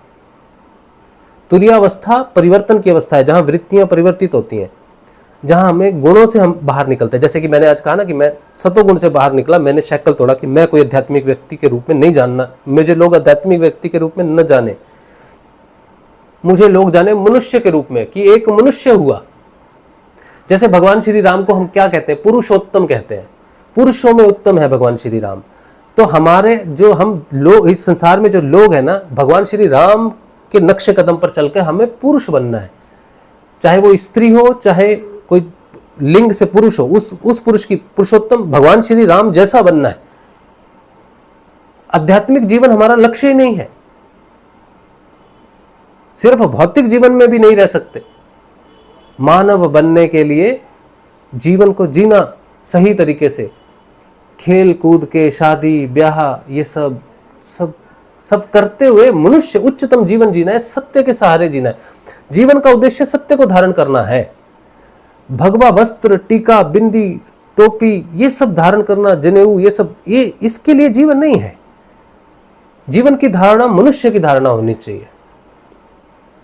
अब ये सब होने के बाद अगर आपको ये लगे कि भाई जान गए आप सब कुछ, कितने वर्षों से मैं कर रहा हूं, जीवन मृत्यु का खेल खेल रहा हूं, मुझे पता है, और मुझे पता है कि ये जागृति नहीं दी अभी तक, जागृति देने के बाद मुक्त नहीं किया इस शरीर से, क्योंकि मैं अगर इस शरीर से अलग हो जाऊं, अलग भाव में मैं स्थित हो जाऊं, तो मैं इस शरीर को देखूं कि इस शरीर में जो भोजन जा रहा है, इस शरीर में जो कर्म फलित हो रहे हैं, ये जो बीमारियां हो रही हैं, इसका इलाज चाहिए मुझे। मेरी इच्छा के बिना मैं इसे कहता हूं कि ये मेरा शरीर है, मेरी बॉडी है, बट मेरा तो तब जब मेरा अधिकार हो। क्या ही अधिकार है मेरा इसके ऊपर में? कुछ भी नहीं है, बल्कि मेरा पिंजड़ा है, ये फंसा हुआ हूं मैं इसमें। ये बीमार है, इसका पेट खराब है, तो मैं घर में बैठ के हूं, कुछ नहीं कर सकता। इसके पैर में दर्द है और मैं बाहर दौड़ना चाहता हूं, या मैं बाहर हवा खाने जाना चाहता हूं, या मैं बस कुछ करना चाहता हूं, लेकिन इसका पैर दर्द है। तो इसकी जकड़न महसूस हो रही। और मृत्यु इसका सलूशन नहीं है कि मैं इसमें बड़ा कैद हूं, शरीर को मार के आजाद हो जाऊंगा, वो भाव नहीं।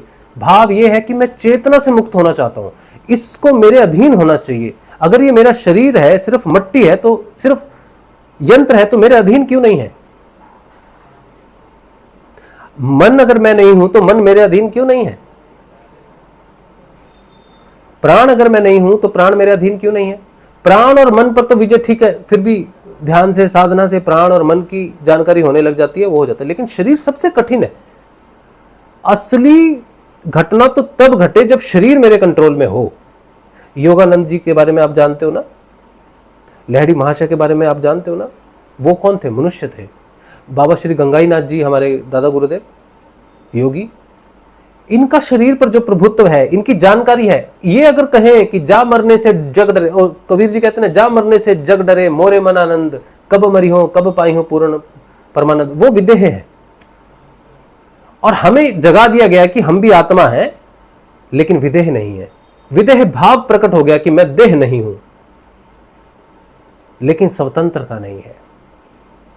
इसीलिए आज के सत्संग का नाम है विदेह भाव, कि मैं शरीर नहीं हूं, मैं आत्मा हूं। ये भाव मेरा दृढ़ हो गया है। ये सत्वगुण का शैकल टूटने के बाद, ये सत्वगुण का आवरण टूटा जो कुछ दिन पहले, इसके बाद मेरा विदेह भाव बहुत मजबूत हो गया कि अब मेरे जीवन का लक्ष्य कोई सत्संग करके या फिर किसी का मार्गदर्शन करके या अच्छा व्यक्ति, कुछ भी सात्विक व्यक्ति बन के कुछ नहीं करना है मुझे। ना मुझे साधु बनना है, ना संत बनना है, ना बाबा जी बनना है, ना गुरु जी बनना है, कुछ भी नहीं बनना है मुझे सिर्फ एज ए शिष्य जो परिवर्तन आ रहे हैं उनको बताना भर है। अब आध्यात्मिक उन्नति में कुछ भी प्राप्त करना मेरे लिए कुछ है नहीं, कोई लक्ष्य नहीं है आध्यात्मिक। किसी पोजीशन पे पहुंचना हो, किसी पोस्ट पे पहुंचना हो कि भाई ये फलाने व्यक्ति हैं, किसी के गुरु हैं। एक व्यक्ति है ना, राम भद्राचार्य शायद उनका नाम है, जिनकी आंखें नहीं है। उनके एक दो वीडियो देखे, उन्होंने कहा कि कुंभ का मैं गुरु हूं, ये जो महाकुंभ है इसका एकमात्र गुरु मैं हूं। फिर एक वीडियो और मैंने उनका देखा, उसमें उन्होंने कहा था कि मेरी स्थिति बड़ी उच्च है। तो गुरुओं की या फिर आध्यात्मिक व्यक्तियों की, जैसे पूरी है, पूरी चार है ना, वो शंकराचार्य, 4 शंकराचार्य हैं हर दिशा में, उनकी एक स्थिति है। जैसे अक्षरधाम मंदिर है, अक्षरधाम मंदिर में भी बहुत सारे मॉन्क्स आते हैं, बहुत सारे सन्यासी आते हैं। उन सन्यासियों की ट्रेनिंग होती है, कुछ भी होता है, फिर उनकी पोजीशन वाइज उनको अपग्रेड किया जाता है। इस्कॉन है, इस्कॉन में भी कोई वाइस प्रेसिडेंट है, कोई प्रेसिडेंट है, कोई कुछ है, कोई इस मंदिर का मुखिया है, कोई उस मंदिर का अधिकारी है, तो इनकी पोजीशंस है। There is a hierarchy, it is a job status kind of thing. ये मुक्त नहीं हो सकते। ये संस्था से जुड़ना ही तो बहुत बड़ी मुश्किल। कोई संस्था से जुड़ गया, खत्म हो गया काम मतलब मुश्किल हो जाता है बहुत काम। संस्था से जुड़ के कोई मुक्त हो जाए, बहुत बड़ी बात होती है। तो हमारा कोई लक्ष्य नहीं है, कुछ भी नहीं है, हम स्वतंत्र हो गए, हमें मनुष्य बनना है। तो ये बात हुई है ना। लेकिन अब आगे की जो घटना है वो ये कि विदेह भाव तो मिल गया है, विदेह भाव घटित हो गया कि मैं आत्मा हूं, इसकी दृढ़ जानकारी मुझे हो गई है। लेकिन मैं शरीर नहीं हूं, इस बात की जानकारी अभी नहीं हुई है। इस बात का अभी साक्षात्कार नहीं हुआ कि मैं शरीर नहीं हूं। साक्षात्कार भी करना है मेरे को।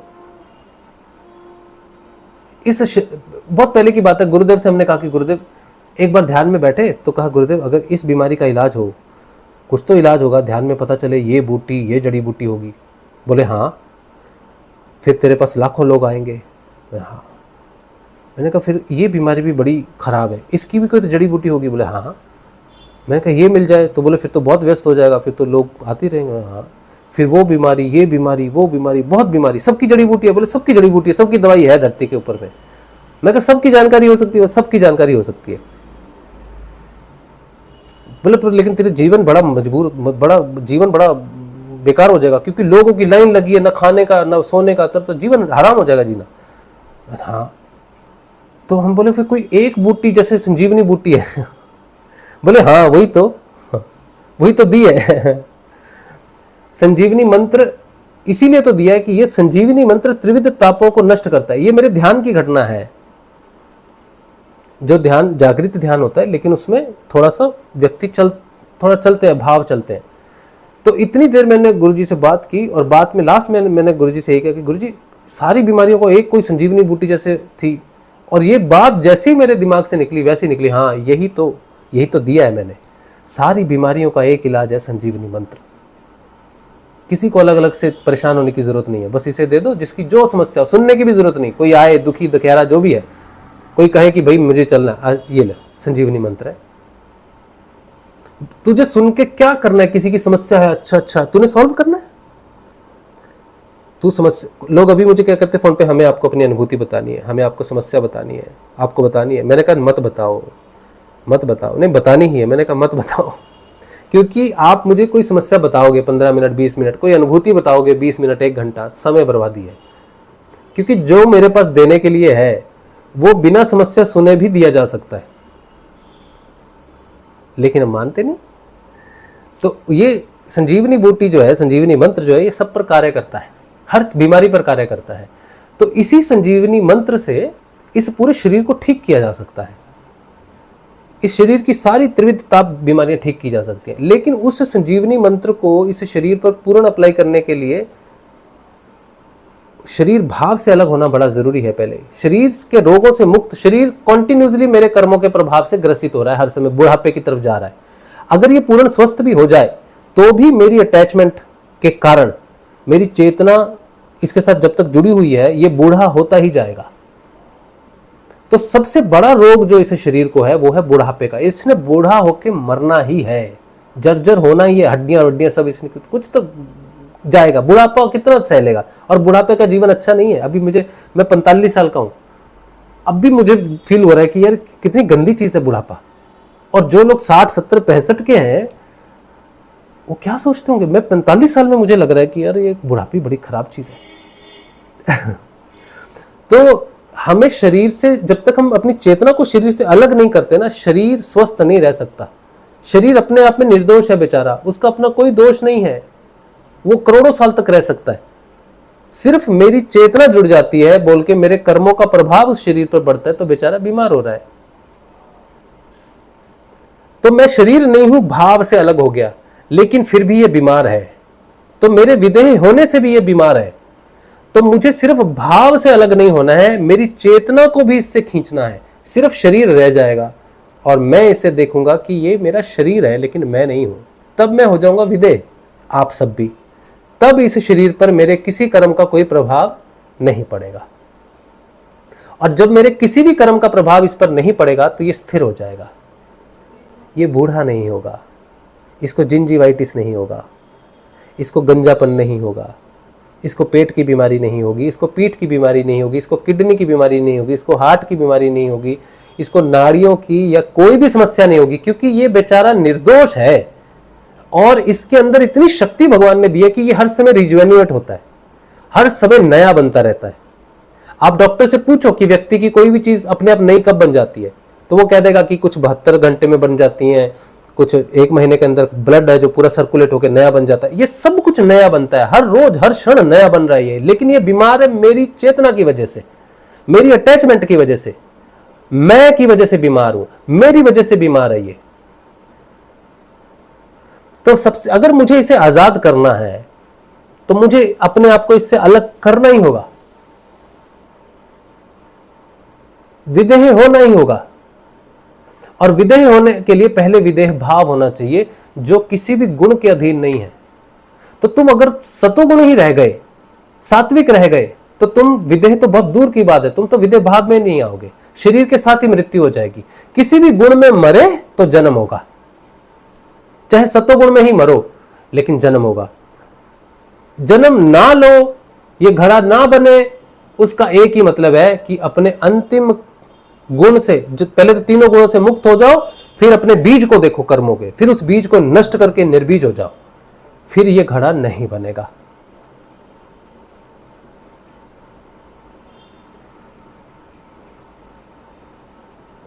तो साधना हमें क्या करेगी? सच्ची साधना, गुरु सच्चा होगा, गुरु साधना अच्छी साधना देगा तो क्या करेगा? मुक्त करेगा, बांधेगा नहीं बंधन, सतोगुण का भी बंधन नहीं बांधेगा। एक मनुष्य होने का जो धर्म है, वो अच्छा होना उसका धर्म है। मनुष्य होना में मेरा धर्म है कि मैं अच्छा रहूं, सब जीवों के प्रति प्रेम करूं। उसके लिए मुझे सतोगुण की आवश्यकता नहीं है, बंधने की जरूरत नहीं है। सतोगुण का प्रयोग मैं कर सकता हूं, लेकिन मुझे सतोगुण से बंधने की आवश्यकता नहीं है अच्छा होने के लिए। मैं किसी जीव के लिए पानी का अरेंजमेंट करता हूं, किसी दूसरे की सहायता करता हूं, तो मैं कोई बड़ा नहीं हो जाता। मुझे भगवान ने बुद्धि दी है कि मैं अपनी बुद्धि के प्रयोग से बाकी लोगों के साथ वैसा व्यवहार कर सकूं जो एक मनुष्य को करना चाहिए। उसके लिए सतोगुणी होना भी, सतोगुणी होंगे तभी होगा, ये परिवर्तन होगा तभी होगा, नहीं। हम मनुष्य हो जाएंगे तो संसार खूबसूरत हो जाएगा, बहुत ब्यूटीफुल हो जाएगा। और संसार को मनुष्य की ही जरूरत है, क्योंकि भगवान ने यह संसार मनुष्यों के लिए बनाया है, साधु संतों के लिए तो नहीं बनाया। साधु संतों के लिए बनाया क्या? साधु संत तो साधना करके वो तो निकलने के चक्कर में, साधु संत तो संसार छोड़ने के चक्कर में रहते हैं, कब मरेंगे, कब जाएंगे, कब मरेंगे। एक भौतिक एक मनुष्य है, उसका वो बचपन है, खेलेगा कूदेगा, शादी करेगा, बच्चे होंगे, बच्चों को पालना है, ब्याह होंगे, ठीक है, सब कुछ है। तो मनुष्य बनना जरूरी है, लेकिन मनुष्य होके वासनाओं में लिप्त नहीं होना है बस। और वासनाओं में हम लिप्त ना हो, आसक्त ना हो, उसके लिए इतना लंबा चौड़ा झमेला है साधना का। आत्म रूप से प्रतिष्ठित होना, आत्म रूप से जागृत होना, विदेह होना, ये सब होना, ये सिर्फ इसलिए कि हम मनुष्य होके ग्रसित हो गए वासना से। वासना से मुक्त होने का ही रास्ता है अध्यात्म। मनुष्य बनने का रास्ता है अध्यात्म, ताकि हम अपने जीवन को जी सके। जीवन को छोड़ के जाने वाला व्यक्ति मुक्त नहीं हो सकता। सात्विक हो सकता है, अच्छा हो सकता है, लेकिन मुक्त नहीं हो सकता। तो राजा जनक राजा हैं, प्रजा है उनकी, परिवार है उनका, संत तो नहीं हुए, घर बार छोड़ के तो नहीं गए, फिर भी विदेह कहलाए। तो सच्चे मनुष्य जो बने, राजा जनक बने। राजा जनक हमारी उदाहरण है, हमारा लक्ष्य है, या फिर हमारे जिसे कहते हैं अनुसरणीय है राजा जनक। अगर भगवान श्री राम पुरुषोत्तम है तो राजा जनक भी पुरुषोत्तम ही है।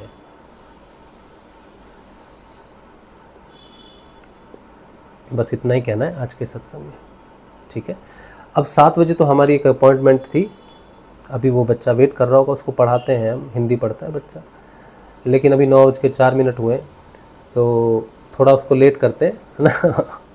9:15 तक। अब आपने जो प्रश्न भेज दिए हैं, अब आप प्रश्न नहीं भेजना कोई भी, यहीं पर ही रुक जाओ, ठीक है। अब और प्रश्न नहीं लेंगे, बाकी प्रश्न आप वीडियो में छोड़ देंगे कमेंट में, बाद में जब ये बंद हो जाएगा प्रोग्राम, फिर हम कमेंट पढ़ के फिर उसका रिप्लाई कर देंगे, ठीक है।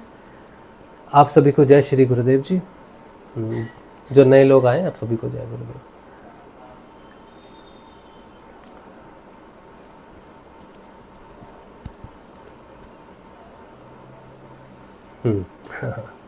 चलो ठीक है, आवाज़ ठीक थी, हाँ। उसके बाद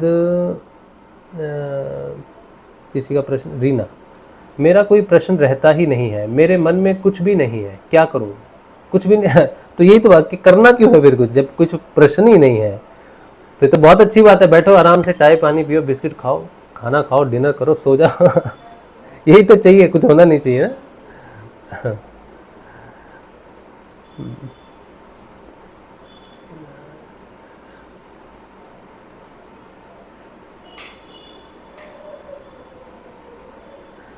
ये आईडी है गुरु स्याग लाडली। आज मैंने स्वयं को आध्यात्मिक व्यक्ति कहे जाने वाले व्यक्ति को सत्य से डरते हुए देखा है। सत्य से कोई नहीं डरता है, सत्य डरने की चीज़ नहीं है।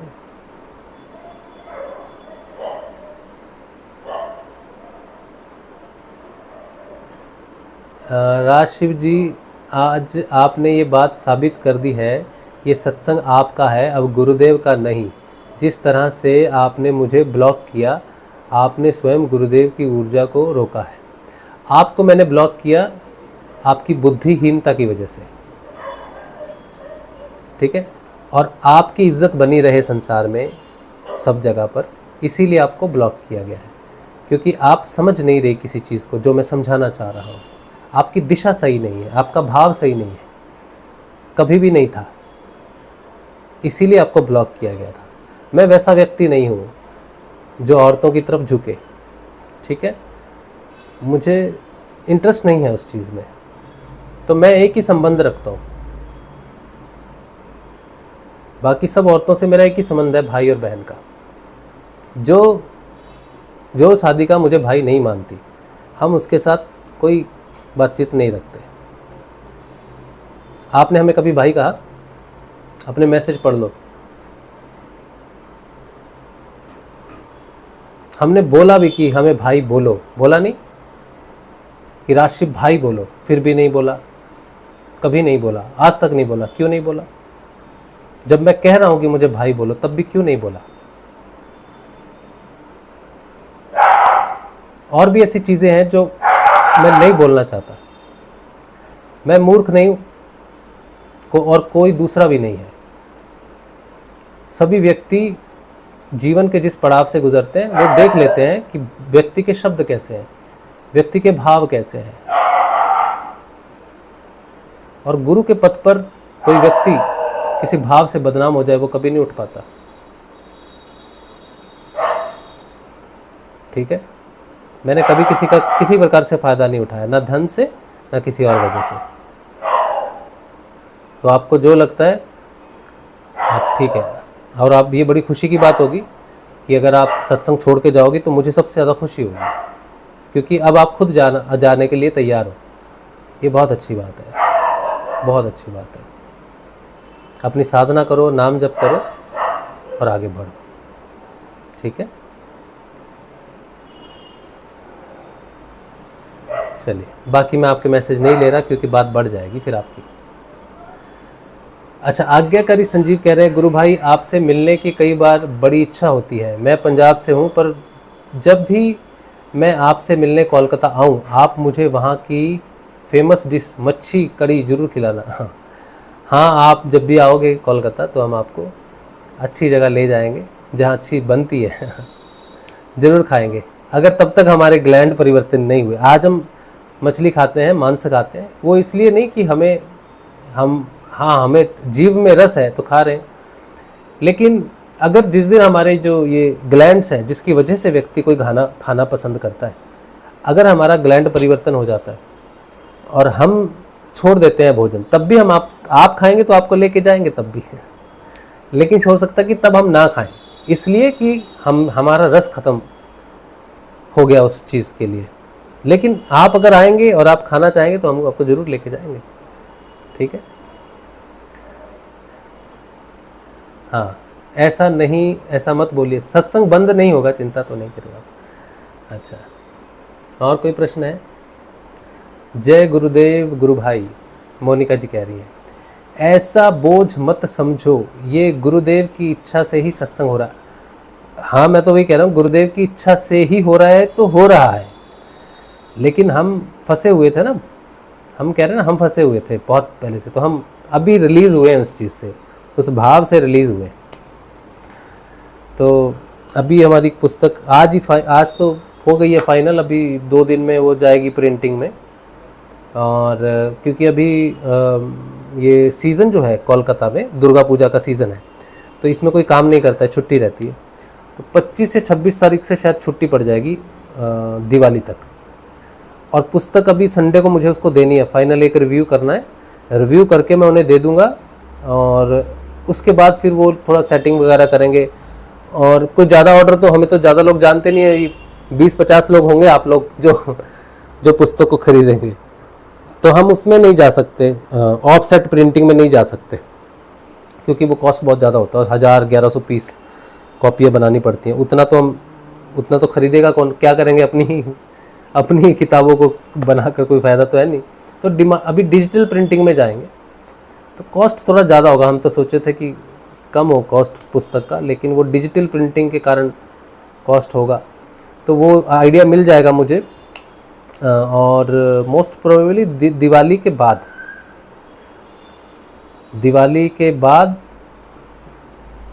उससे पहले हो जाए तो बड़ी अच्छी बात है। दिवाली के बाद तो आएगी पुस्तक, तो मेरी कंप्लीट हो गई गुरुजी की कृपा से, और मुझे उम्मीद है कि वो पुस्तक बहुत बहुत आगे साधकों को, नए साधकों को बहुत अच्छा मार्गदर्शन देगी। बाकी देखो, प्रिंट तो गुरुदेव ही करवाएंगे। हाँ, रान सिंह कह रहे रील्स का लिंक दो, देखना है। अच्छा ठीक है, दे देंगे रील्स। मैं चैनल का नाम है, चैनल का नाम क्या है? राजशिव रिव्यूज, नहीं, राजशिव RDC राजशिव ड्रामा कंपनी। हाँ हाँ हाँ, चैनल का नाम है राजशिव ड्रामा कंपनी।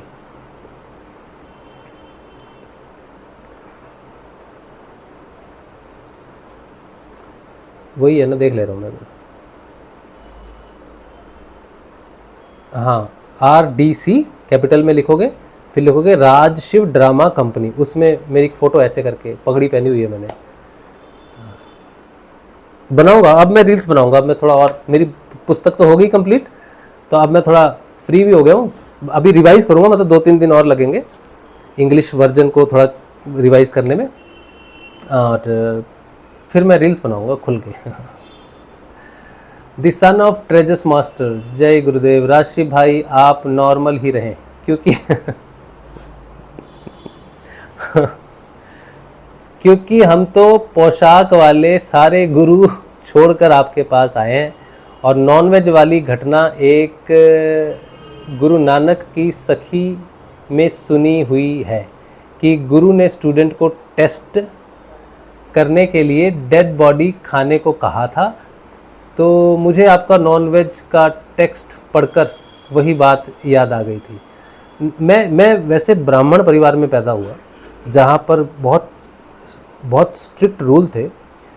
तो रूल इतने ज़्यादा स्ट्रिक्ट थे हमारे घर में, ब्राह्मण परिवार के। पहला रूल तो ये था कि घर में नॉनवेज तो सोचना भी, मतलब बात भी नहीं हो सकती ब्राह्मण परिवार में। दूसरा, हमें दोस्ती करने के लिए भी इंस्ट्रक्शन थी कि तुम्हें किस व्यक्ति से दोस्ती करनी है।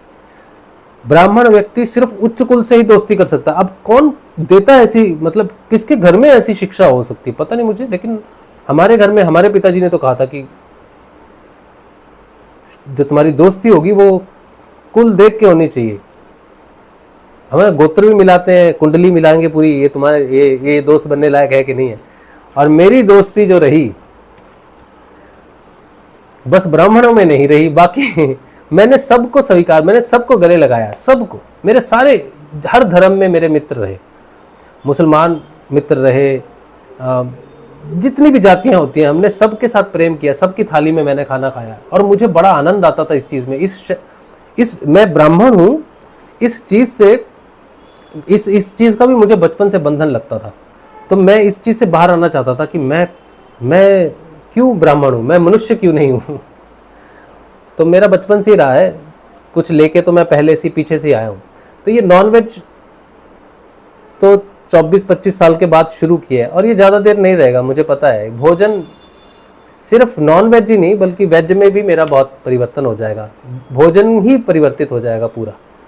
ये कुछ भी नहीं है, खाने का तो संबंध ही नहीं है कोई, ये तो बहुत।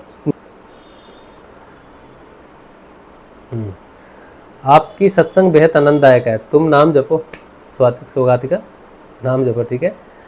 सतनाम सत्य साहेब कह रहे हैं, इनका आईडी है, स्पिरिचुअलिटी करें पैसे करें, स्पिरिचुअलिटी करें पैसा करें। ये पैसा तो, बिना पैसे के तो भोजन घर नहीं चलता है।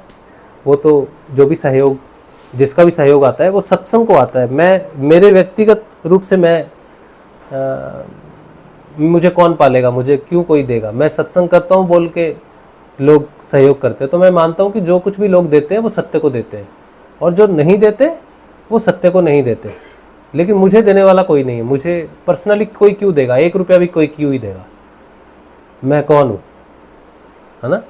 रास्ते में कोई व्यक्ति है भूखा नंगा है, उसको दे देगा, मुझे क्यों देगा, मैं तो पढ़ा लिखा हूँ। तो मुझे कोई नहीं देता, जो भी देता है वो सत्संग को देता है, और आगे जो कुछ भी देगा कोई सत्संग को ही देगा। मेरे पर किसी का कोई बोझ नहीं है, किसी कोई बोझ नहीं है मेरे पर।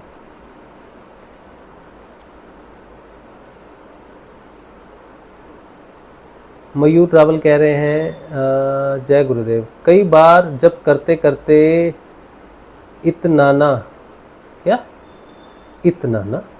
आवाज़ आता है कि जोर से चिल्ला के मंत्र करने का मन होता है, बट फिर गुरुदेव का आदेश याद करके वो आवाज़ को दबा देता हूँ। ये सही है क्या? हाँ बिल्कुल सही है, बिल्कुल सही है। वो अंदर से कई बार होता भी है ना, उसको बिल्कुल छोड़ दो। आपने सिर्फ गुरु की आज्ञा का पालन करना है, शांत रहना है, ठीक है। पंजाबी बहुत निडर होते हैं, हाँ हम बचपन से बहुत निडर हैं, मैं कभी नहीं डरा। ये तो अध्यात्म में आने के बाद मुझे डर लगने लग गया, स्पिरिचुअलिटी में आने के बाद डर लगने लगा। और फिर मैंने देखा कि वो डर किस कारण है। डर का एक कारण है, एक रियलिटी चेक जब होता है जीवन में। अब मुझे पता है कि ये शरीर कभी भी मर सकता है, तो मुझे डर मृत्यु का नहीं है, बल्कि डर इस बात का है कि मैं इस शरीर में फंसा हुआ हूँ, तो I must get out of it. मुझे मेरी चेतना को इससे बाहर करना ही होगा। और अध्यात्म पथ पर चलने वाला व्यक्ति हमेशा साहसिक होता है, ठीक है। उस तरीके से नहीं डरते हम, वैसे हम बड़े निडर हैं बहुत। डरने का भाव अलग है, मैं अलग भाव से बात कर रहा हूँ डरने की।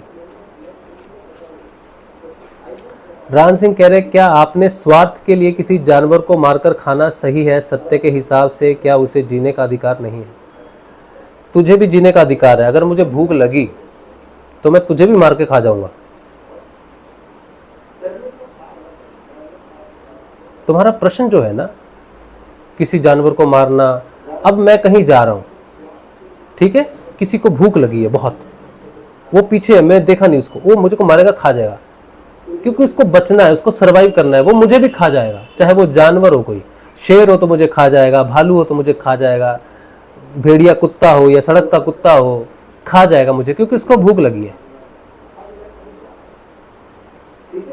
तुम बात नहीं समझ रहे, तुम दया में फंसे हुए हो, मार कर खाओगे, हिंसा कर दोगे। अरे तू खुद क्या बात, कौन हो तुम? बहुत तर्क मारते हैं, हमारे दांत ऐसे हैं, भेड़िए जैसे दांत नहीं है, ये नहीं है, वो नहीं है। सिंपल सी बात है कि कोई व्यक्ति कुछ भी खा रहा है, वो उसके अंदर का गुण है, उसकी वृत्ति है, माया के अधीन है वो।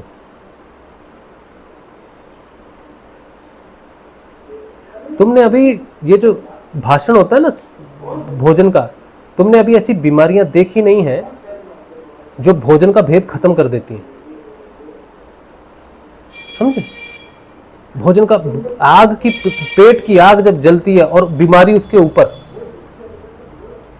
जो खतरनाक बीमारी होती है, लेकिन तुम्हें जीना है और तुम वो भोजन नहीं कर सकते जो तुम्हें शिक्षा में दिया गया है।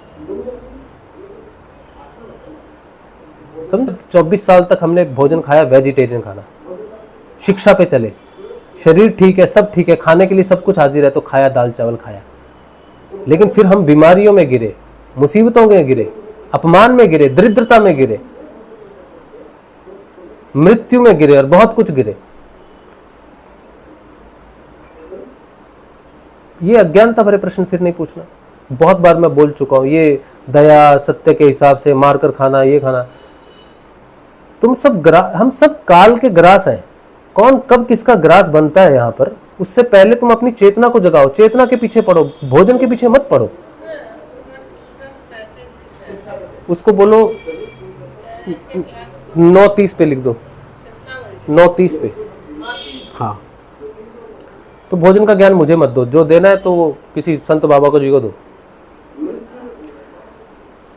हर हमेंद्र सिंह भाटी, मुझे भी अपनी शरण में लीजिए गुरु से आग। हाँ, आप हमें मैसेज करेंगे या फिर ये जो वीडियो है इसकी डिस्क्रिप्शन में हमने गुरु जी का एक लिंक दिया है, एक वीडियो लिंक दिया, वहाँ से आपको सारी जानकारी मिल जाएगी। अगर नहीं भी मिलती है तो फिर आप हमें मैसेज कर देंगे, व्हाट्सएप कर देंगे, हम आपको एक लिंक भेज देंगे, वहाँ से जानकारी मिल जाएगी। लिंक है नंबर है 8772111339 राज शिव। इस पर आप हमें मैसेज देंगे कि हमें गुरुजी की जानकारी दे दीजिए, हम आपको वो लिंक भेज देंगे डिटेल, वहाँ से आप सारा डाउनलोड कर सकते हैं। ठीक है,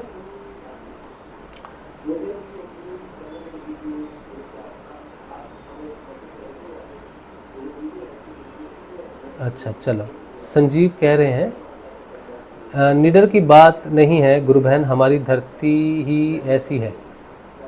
हमें सिखाया जाता है कि जिसके साथ खड़े हो पूरे दिल से खड़े हो। हाँ, पंजाब में जो पैदा होते हैं ज़्यादातर लोग वैसे रहते तो सभी वृत्तियों के अधीन ही है, लेकिन ज़्यादातर लोग पंजाब की जो मिट्टी है वो दिल से बहुत स्ट्रांग बनाती है व्यक्ति को, बुद्धि से कमज़ोर करती है, लेकिन बुद्धि कम होती है पंजाबियों के पास।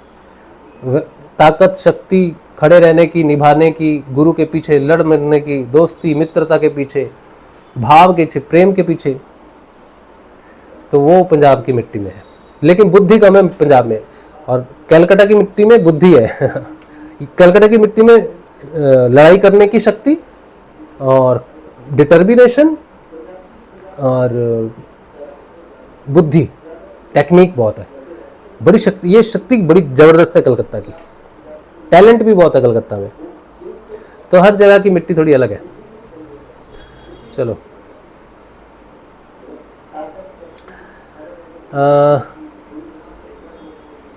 संजीव कह रहे हैं मैं भी ब्राह्मण हूँ और उच्च गोत्र का ब्राह्मण हूँ, पर राशि भाई के सत्संग ने मुझे प्रत्येक की अनुभूति हुई है इनका सत्संग सुनकर।